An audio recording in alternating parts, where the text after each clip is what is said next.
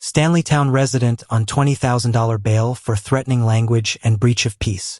Kaiser News reports, Dwayne King, a resident of Stanleytown, was granted $20,000 bail on Wednesday after facing charges of using threatening language and breach of the peace. King, who resides at Lot 165 Stanleytown, West Bank Demerara, appeared before Magistrate Laron Daly at the Georgetown Magistrates Court. He pleaded not guilty to the charges, which alleged that on August 14, 2025, he directed threatening language towards Fane Roberts at East Street, Georgetown. Additionally, it is alleged that King provoked Roberts with the intent to insult or annoy her on the same day. Represented by attorney Dominic Bess, King was granted bail of $10,000 for each charge. The case has been adjourned to September 10, 2025, for further proceedings. Kwesi Ace laments being blacklisted by government. Kaiser News reports, local entertainer Kwesi Edmondson, known as Kwesi Ace, expressed frustration over being banned from government-sponsored events for 5 years since the PPP/C took office. Despite his talent, he claims Culture Minister Charles Ramsden Jr. is behind efforts to stifle his career. Edmondson believes his outspokenness on various issues has led to this blacklisting, which he says has severely impacted his livelihood and health. He revealed that he was removed from a MASH launch performance at the Ministry of Housing after a meeting led by Minister Susan Rodriguez.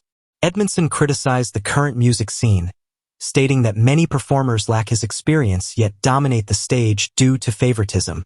While he has received offers from political parties to run for office, he declined, emphasizing his desire to remain independent and express himself freely.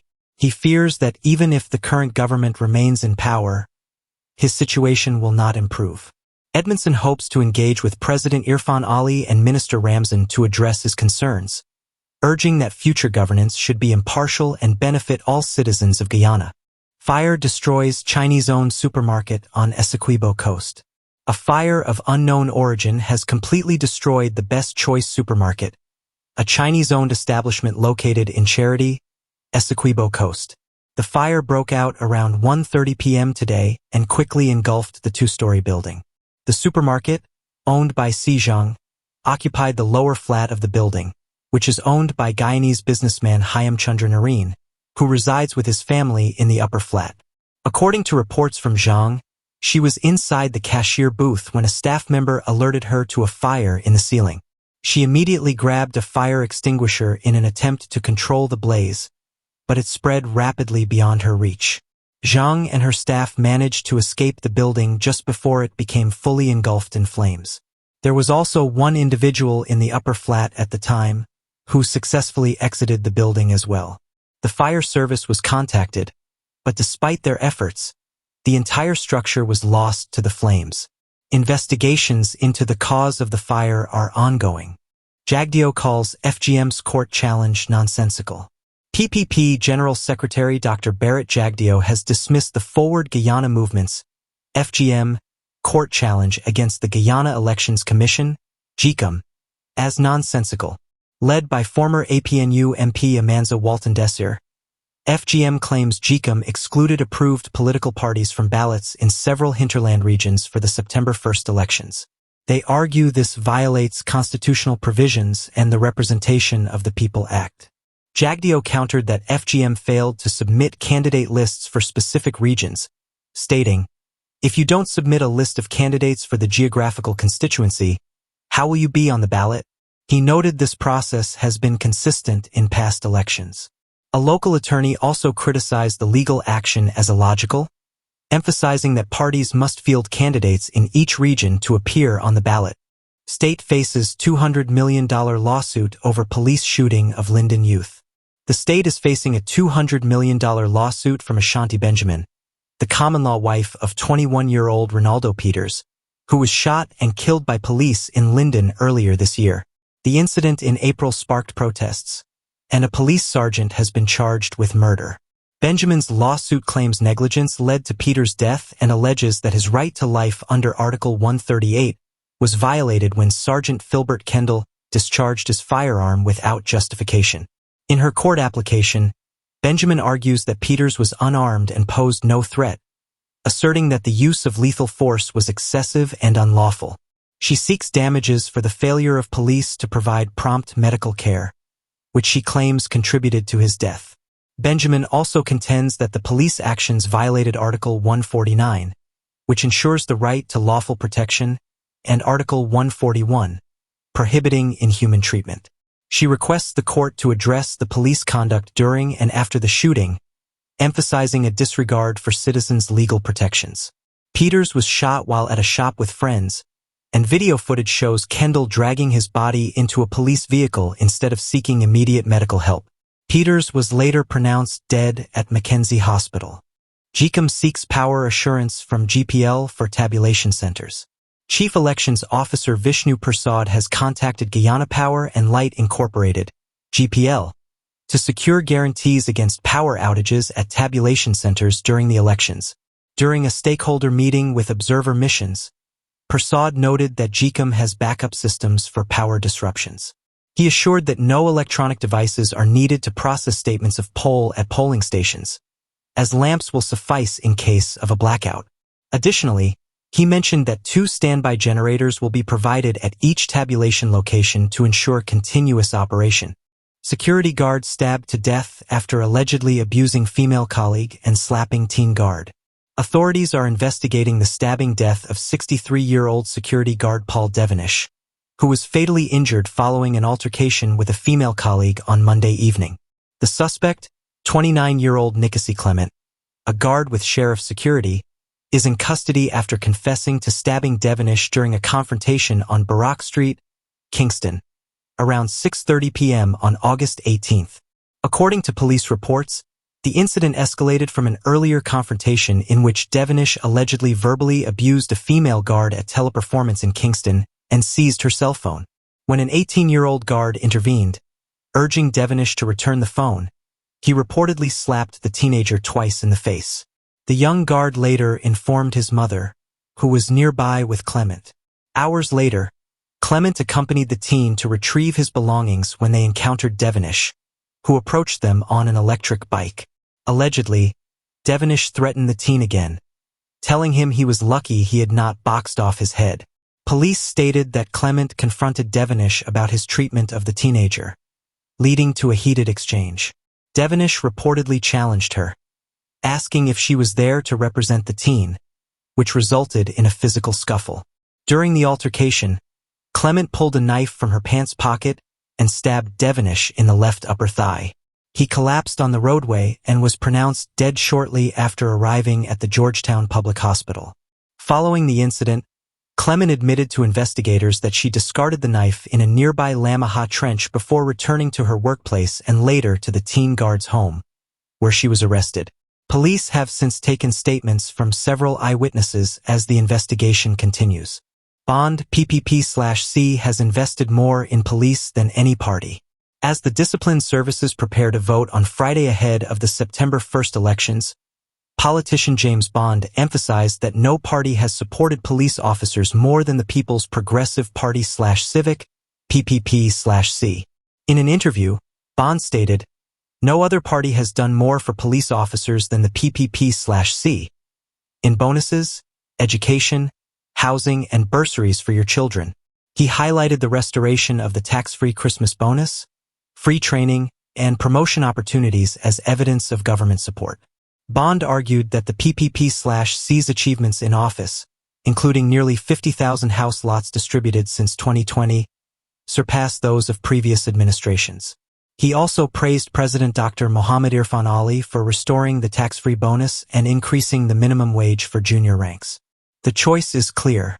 The PPP/C has always put you first, Bond concluded, urging disciplined services members to vote wisely.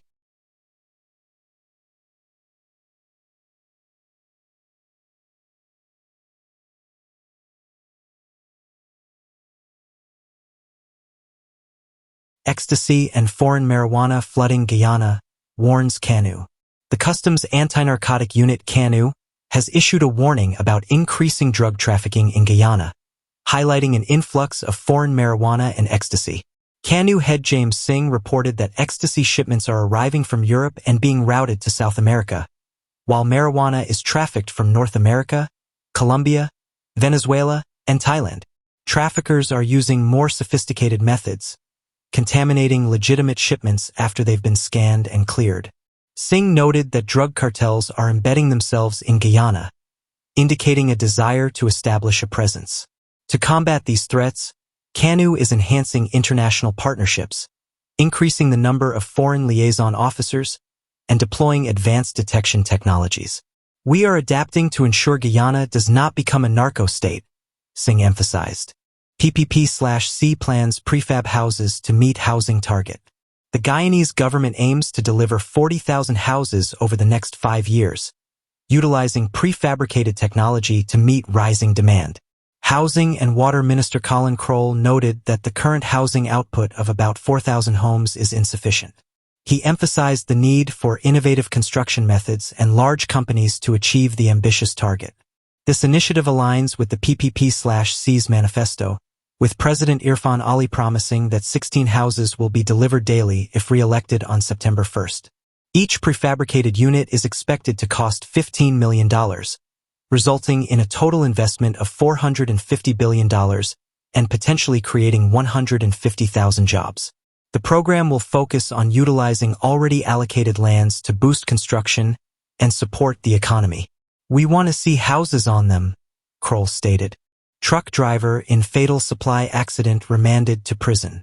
David Ragnoth, a 30-year-old truck driver, has been remanded to prison following his alleged involvement in the fatal accident that claimed the life of 23-year-old Alex Persaud on the Supply Public Road, East Bank Demerara. Ragnoth, a resident of Calacaran Road, Soesdijk, appeared before Magistrate Wanda Fortune at the Friendship Magistrates Court on Wednesday. He faces charges of causing death by dangerous driving and is scheduled to return to court on September 10, 2025. The incident occurred on August 13, when Ragnoth reportedly attempted to flee the scene but was apprehended during a sting operation conducted by law enforcement. Persaud, a truck driver from Timeri Base Road, died in what his relatives believe may have been a targeted attack linked to an ongoing court matter. His grandmother, Mary Sunik, recounted that Persaud had parked his vehicle along the roadside with his wife inside, waiting to cross the road to collect his salary from his employer. According to Sunik, Ragnoth allegedly saw Persaud on the road and struck him down. Persaud was transported to the Diamond Regional Hospital, where he was pronounced dead. Family members revealed that Ragnoth and Persaud were scheduled to appear in court on August 18, 2025, in relation to an ongoing assault case. The investigation into the circumstances surrounding the accident continues as the community grapples with the tragic loss. Jagdeo criticizes Carter Center report for omissions. Dr. Barrett Jagdeo, General Secretary of the PPP/C, stated that the Carter Center's pre-election report for Guyana's September 1st polls confirmed the government's view that the voters' list is not bloated and that the campaign has been peaceful. However, Jagdeo expressed disappointment over the report's omission of key issues, including allegations of vote buying and violence linked to opposition parties. He highlighted the incident involving Azruddin distributing money, which prompted GECOM to remind parties that vote buying is illegal. Jagdeo also pointed out the absence of major incidents, such as the Doggy Sampson assault. He criticized the report's comments on U.S. sanctions against Win Party candidate Azruddin Mohammed as strange, asserting that the Carter Center should not suggest banks avoid de-risking their accounts. Additionally, Jagdeo defended government project launches during the campaign, stating, "I make no apology. These inaugurations show we are delivering on promises." Fatal highway accident, truck driver released on station bail. Investigations continue into the tragic accident on the Soesdijk/Linden Highway at Lou Creek that resulted in the deaths of 3 people on Saturday. Regional Division 4B Commander Wayne DeHart confirmed on Thursday that the truck driver involved in the incident has been released from custody after being placed on station bail following the standard 72-hour detention. The Lou Creek accident, "We are still investigating that," Commander DeHart stated, noting that the driver did not possess a valid truck license and that the vehicle lacked necessary reflectors at the rear, sides, and front to warn other road users. The accident occurred around 1:30 a.m. on Saturday when Mario Campbell, a 26-year-old resident of Hyde Park, Timeri, was driving with his 7-year-old son and 2 other passengers. According to police reports, Campbell collided with a truck that was transporting wooden materials after it experienced a tire blowout and came to a stop on the highway. Authorities indicated that Campbell was reportedly speeding at the time of the collision. Tragically, his son, Marenzo Campbell, along with 26-year-old Shelley Joseph and 25-year-old Karen Wells, all lost their lives in the accident. Emergency responders, assisted by public-spirited citizens, removed the unconscious victims from the vehicle and transported them to the Linden Hospital complex. Marenzo and Karen were pronounced dead upon arrival, while Shelley succumbed to her injuries during medical treatment. Mario Campbell was admitted to the hospital with serious injuries, including a dislocated left foot and a displaced left eye. A breathalyzer test conducted on the truck driver revealed no trace of alcohol in his system. As investigations proceed, authorities are working to gather more information regarding the circumstances surrounding this tragic accident. Jagdeo appeals to servicemen ahead of voting. On the eve of voting for the Police, Army, and Prison Service, PPP/C General Secretary and Vice President Dr. Barrett Jagdeo urged servicemen and women to judge parties by their track records. "You can trust us, because we did what we promised," he stated, highlighting restored benefits and improvements under the PPP/C government. As the disciplined forces prepare to cast their votes on August 22nd, Jagdeo reminded them of the APNU plus AFC coalition's failures to deliver on promises made in 2015, including job creation and support for security forces. He criticized the coalition for scrapping the 1-month tax-free bonus for servicemen, a benefit he reinstated. Jagdeo emphasized that under the PPP/C, the tax-free bonus and salaries have been protected, with significant investments in police facilities. He asserted that the contrast is clear. The PPP/C has delivered, while the APNU plus AFC has not, expressing confidence that many in uniform will support the PPP/C. Wynne calls victimization over campaign's manager arrest. In a social media statement, Wynne wrote, "The Wynne Party has expressed deep concern over the treatment of its campaign manager, Maria Bashir, and several supporters who were taken into custody on Wednesday evening while promoting an upcoming party meeting. Bashir, along with the driver of their vehicle, a taxi driver, a DJ, and 2 other Wynne members, were held overnight before being released on $200,000 bail this morning.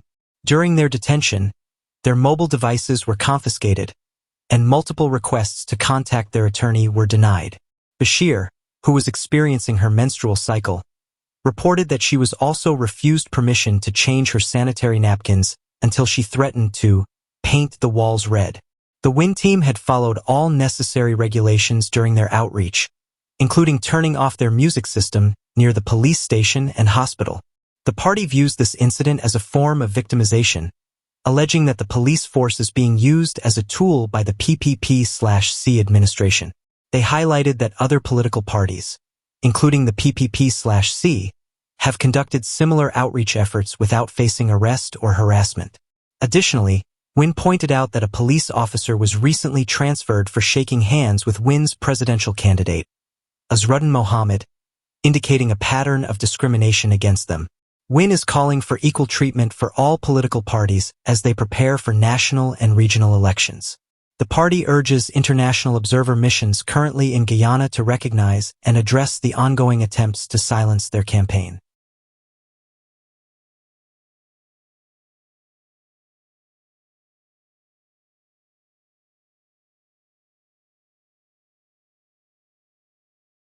Jagdeo demands answers on Nazar Mohammed's visit to Venezuelan embassy. Vice President and PPP/C General Secretary Dr. Barrett Jagdeo has called for clarity regarding the recent visit of businessman Nazar Mohammed to the Venezuelan embassy, stating, "We still want to know why he went there." At his weekly press conference on Thursday, Jagdeo expressed frustration over Mohammed's lack of a direct response to questions surrounding the visit, even after being asked about it in a recent interview with Stabroek News. "He knows he went there. The entire public wants to know what he was doing there," Jagdeo said, posing questions about whether Mohammed was seeking campaign support, attempting to flee Guyana, or if his visit had a benign purpose.